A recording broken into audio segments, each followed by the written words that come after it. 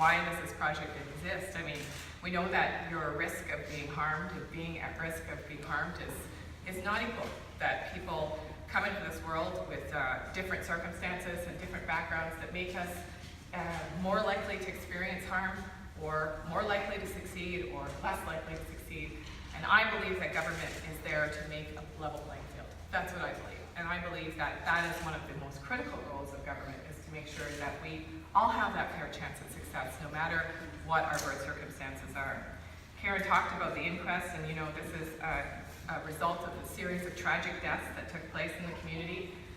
Some of these young people that we all know their names, hopefully by now, all of the young people had come to school here in Thunder Bay. Their parents had sent them in the hopes that they would get a better education, in the hopes that they too would have a fair chance at success. Because we know that education is the great leveler. That in fact, when you are able to acquire an education, I look at Jeff Upton, who's been a colleague of mine for a long time and worked with my own child who struggled in school for a long time. But we know that without actual education, we can't break those cycles of poverty. So their parents took the chance and sent these young kids to school here, far, far away, at very young ages. And I'm telling you a story that we all know too well, but I think it bears repeating.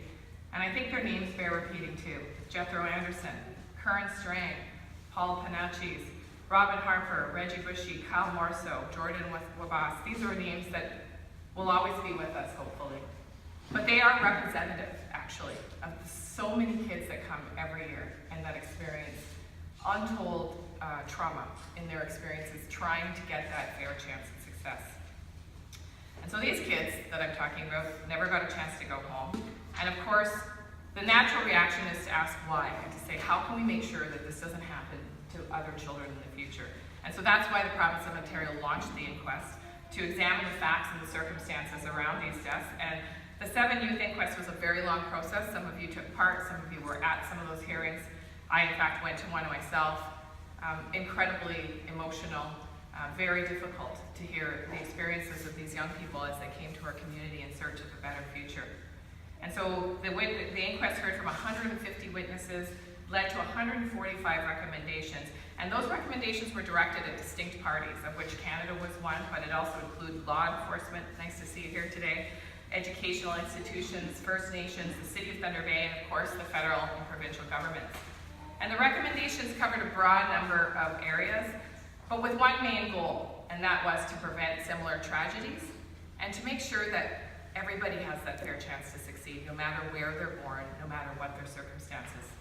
And so the recommendations really laid bare for us the failures of our country to ensure that level fair playing field, especially for Indigenous children to succeed in this country.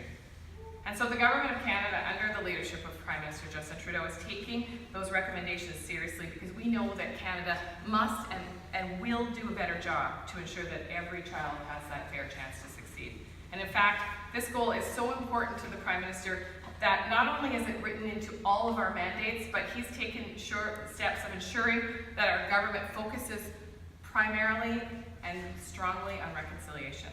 And why?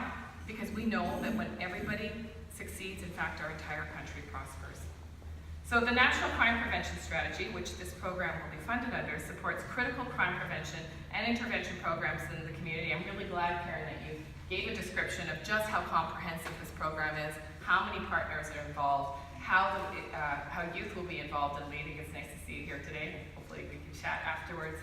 Because in fact, we know that when we have multiple partners working together, that's what strengthens the fabric of our community and makes any project more likely to succeed.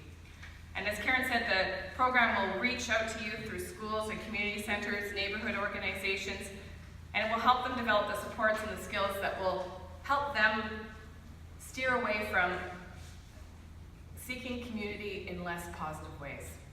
Because that's what happens to kids ultimately. If they don't find community in healthy ways, they find connection in unhealthy ways. And I'm speaking from personal experience, having raised 2 boys. If they don't feel like they are included, they will find a way to feel included with other people who won't be so great. And that's when kids' problems with substance use begins, and gang activity. And when you think about gangs, we all have that vision. But games also provide a sense of community for kids that don't feel it anywhere else. And that's why this work is so important that the city is going to take on. So today, as one of the Government of Canada responses to the 7 youth inquests, I'm pleased to announce that the City of Thunder Bay is receiving $5.6 million in federal funding from the National Crime Prevention Strategy that will make sure that these